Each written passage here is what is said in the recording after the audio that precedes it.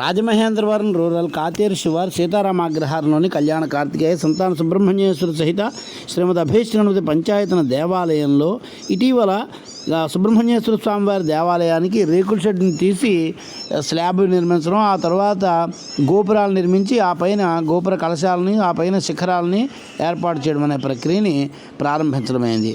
అందులో భాగంగా ఈనాడు ఇంచుమించు చిట్టచివరి వరకు వచ్చి గోపుర కలశాల పైన శిఖర కలశాలని ఏర్పాటు చేయడం అనే ప్రక్రియ చేయడమైనది.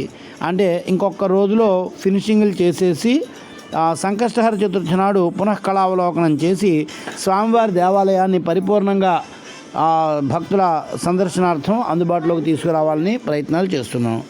అలాగే ఆ తదుపరి ఇంకా చిన్న చిన్న ఫినిషింగ్స్ ఇవ్వతుంటే వాటిని ప్రతిరోజు మహానివేదన అనంతరం చేసుకునేలాగా ఏర్పాటు చేయడం అనేది జరిగింది.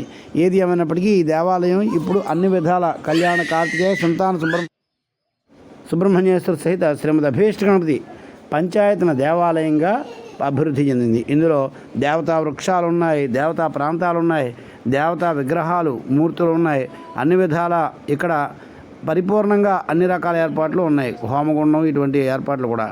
అందువలన అందరికీ కూడా కళ్యాణ కార్తికేయ సంతాన సుబ్రహ్మణ్యేశ్వర సహిత శ్రీమద్ అభీష్టగణపతి పంచాయతన మూర్తి అనుగ్రహ సిద్ధిరస్తు. స్వస్తి.